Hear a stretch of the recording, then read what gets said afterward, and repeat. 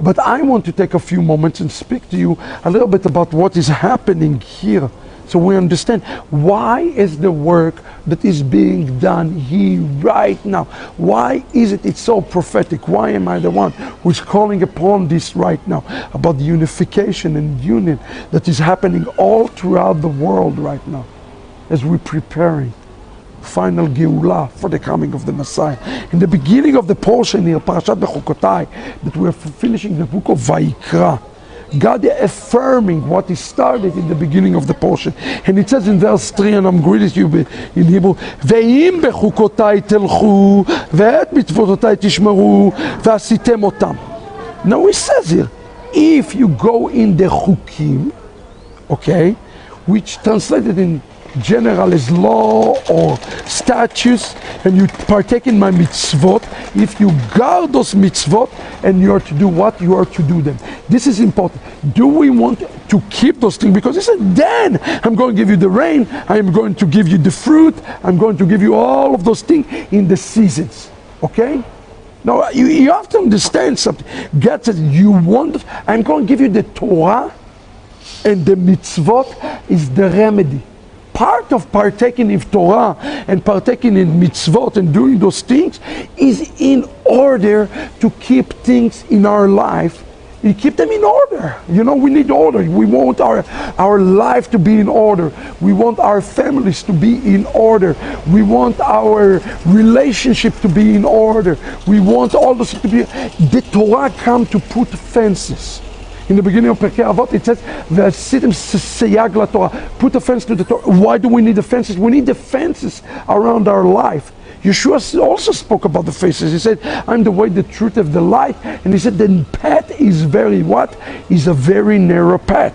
So the path is a narrow path. Now, I want to talk to you in this very, very special message called the narrow path, about the most significant and the most important path that you have to listen to and take into heart today. In this portion here today, God is speaking to them about the narrow path in Bechukotai, in very things. And he says something important. When there is a narrow path, listen to verse 12. He says, "Vehitalachti betochechem v'hayiti lachem le'elokim v'atem tiyu li le'am."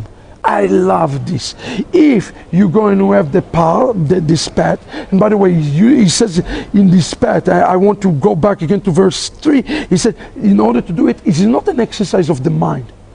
It is the exercise of the action. Ve'asitem otam. When you see this word ve'asiya, the doing, the action, the doing, the entire thing here about chukotai, about Torah. Torah is not an exercise of the mind, beloved. Mitzvot is not an exercise of the mind. It is an exercise of the heart that will transform themselves into an exercise of a physical doing. We are here right now in Paris, and you hear my voice. My voice have taken some serious abuse these last few days, and the reason is because I've been busy doing. And I want to tell you something. The work here in Europe have started. I can speak about it. I can speak about it not just in Europe. I can speak about Ahavat Ami International Yeshivat Shuvu. It's starting with nothingness. Everybody need to understand it. In 2014, this work started with nothingness. No resources, no material, nothing, absolutely nothing. But I have taken this word seriously, ve'asitem otam. And I'm telling you, the reason that we're able to do all of those things is because there is an element of asiyah. I tell it to my students who are coming to Yeshiva, you're not coming here just to receive. You're coming to give. You're coming to be part of the asiyah. Because when you're becoming part of the asiyah, so write yourself in your note, Torah equal asiyah. Torah is about doing. Okay, it's not about thinking. It's not about emotions. You can be hyper emotional. And I'm not saying emotions are not, yeah, we need to have kavanah. Kavanah and emotions are not the same thing. See, emotions can go up and down, up and down, up and down. But God looked for the steady eddies. He looked for those who have an intentional kavanah. kavanah. And even to the point that this law says the following. Hasidut teaches. It says that a tefillah, a prayer without kavanah, without the intention, is like a body without a spirit. So in essence, you can have a wonderful intention and wonderful thoughts, and it's not going to be enough. And that's what God is speaking here today. He says, let me tell you why you should do bechukotai. Are you ready? Are you ready? This is why God says, I want you to pay attention to bechukotai. Why? Because if you do the bechukotai, listen to what it said, verse 12, Ve'italachti betochem, I will walk inside of you, והייתי לכם לאלוהים, and I will be to you God, ואתם תהיו לי לעם, and you will be people. Okay? And he said, ולא תגעל נפשי אתכם, which means I will not spurn you. I will not be disgusted with you. I will want this fellowship. I would want the lechadodi. I would want to be part of you and tabernacle with you. So how does God know that we're saying we want to tabernacle with him? How does he know? You see, because God have a love language too. Everybody need to understand, God have a love language. And the love language of God is the love language of mitzvot. When we perform mitzvot, just 100 meters from here, the Lubavitcher Rebbe synagogue was where he started. And matter of fact, in the end, I'm going to show you a little clip. I hope it will be touching to you. And I had a chance to meet the rabbi that's running this synagogue, where the Lubavitcher Rebbe started before he even went to the land of Israel, before he went there. And I asked him, so why are you here? What's your purpose? What's your purpose? He said, very simple. For a Jew to do a mitzvah. If a Jew does a mitzvah, even one Jew does one mitzvah, I have brought the Messiah to the world. And this concept is found right here in this Torah portion. And he says, listen to this. It says, this is amazing. So how do we do it? He says, listen, you shall eat, this is amazing. You shall eat the old grain, the chukim, the mishpatim, the Torah. And you shall have a clear out the old to make what? To make a room for the new. To make a room for the new. He says here something amazing. He said, eat the old, but eat the old in a way that you have a room to make for the new. Wait. If I'm eating the old, how can I make a room for the new? Let's understand it. ואכלתם ישן נושן, וישן מפי חדש תוציאו. What it actually says, as you eat the old, something new have to come from inside of you. This is the secret of the Torah. This is the real secret of the Torah, beloved. We need to consume ourselves with the chukim. We need to consume ourselves with the mishpatim. We need to consume ourselves with the mitzvot in a way that the thing that will come out of us are the new things. So what are we doing here? Well, what have we done here? Yes, we've done the same thing we've done. We've brought a Torah revival. We did shacharit. We gave a midrashim. We've done all things. But let me tell you something. What came out of this is something completely new. And that is the thing. He says, Ve'az Yashir Moshe. On Exodus 55, he's singing an old tune, but he's going to sing it in the future with in a new way. It's like, when you go and do a song and you do a remake of a song, This is amazing. And this is what the Torah is telling us. It says, listen, eat the old, but make a room to bring out of you the new. Sometimes we're so consumed ourselves with the old that we forget about this and nothing new is coming out. So we must make sure that something new happening. And how we would know that something new happening? Verse 12. I will be able to walk inside of them. We don't want to Judaize you, friends. We don't. But we want you to eat the old. Because in the old there is enough nutrition. But if we know how to yield the old, how to partake of Torah, how to partake in mitzvot, if we know how to do those things, something new will be birthing out. How ironic it is that I'm standing here next to this famous store called Shir Chadash, a new song, Psalm 149. Shir Adonai, Shir Chadash. Well, is it a new song? Well, it's an old song that is sang in a new way. And this is the difference between Messianic Judaism, let's say, to an Orthodox Judaism that is stuck in the old. And the old, most of the Jewish people do not look for the new. They don't expect it. They don't believe in the coming of the Mashiach. They're not even looking for it. We don't talk about Mashiach. So what it is for us, he said, listen, he said, if you do those things, I will walk in you. And what he says, and I will renew the covenant.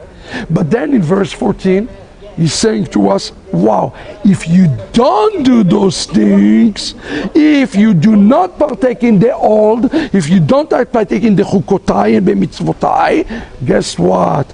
All things will start to happening. The plague and the famine and the wars and the rumors of fraud, to the point that God himself said there will be no food in the land. There will be a famine. There will be a famine in the land because you have broken the chukotai. This is very important for us to understand. Now, how do we protect? Remember what I told you in the beginning? At the beginning of the portion, he said, you are to protect. You are to protect my mitzvah. You are to protect my mitzvah. How do we protect his mitzvah? Listen to this. This is very important. How do we protect in the mitzvah? In verse 37, and I'm going to leave you with this thought. He says in Hebrew, "Ve'kashlu ish bechichav ki mifnei cherev verodefehen ve'lo tiyeh lahem tkuma lifnei oivechem." With nobody pursuing, they shall stumble over each other as before the sword. I want to talk about this. Our organization is being attacked in a way that you cannot imagine. And the attacks, believe it or not, is not from Orthodox Jews. We work just great with every Jewish person.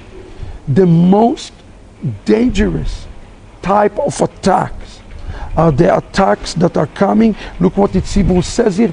Ish be'achiv. From inside. From within, as it's become, is the sword coming out. And then he said, nobody pursuing anything, so that will be what? V'lo yeh lachem tkuma. To the point that the enemy come and destroy us from within. Everybody need to understand this. Everybody need to understand this. Torah is about unity. This weekend we stood here in Paris, France.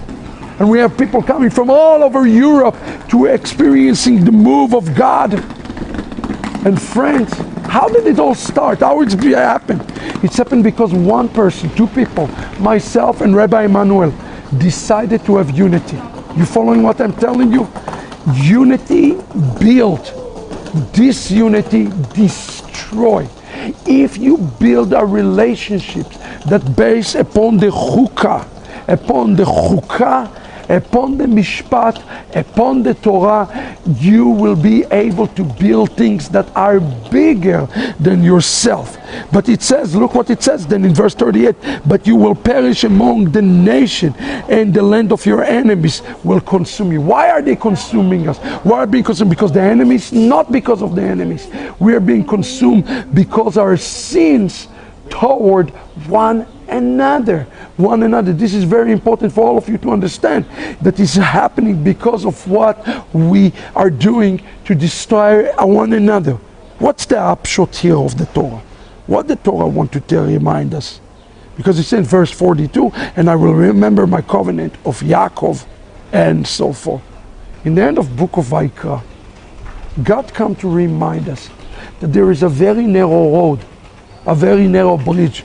Rabbi Nachman, of course, sing the song, Kol ha'olam kulo gesher tsar me'od.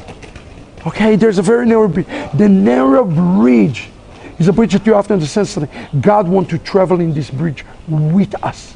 He wants to do it with us. So what do we have to do? We have to, number one, take the old, consume the old. Don't get rid of the old. If you remove it, you know why we're being attacked right now? People are offended when we teach Torah. I'm going to tell you flat out. People wrote me, some Messianic leaders, we are offending you teaching Torah, and even worse, that you're teaching it to Gentiles. God help them. If we don't do those things, if we don't teach Torah and there is no chukah, God cannot do a tabernacle with us. He cannot go in the road with us. He cannot do any of those things with us. Everybody need to understand that's number one. Number two, we need to strengthen the foundation of the road, the foundation of the bridge. How do we do it? It's only through unity. It's only through brotherly love. It's only through relationships. Because the second we don't do those things, look what's happened in the text. We are stumbling on each other's sin.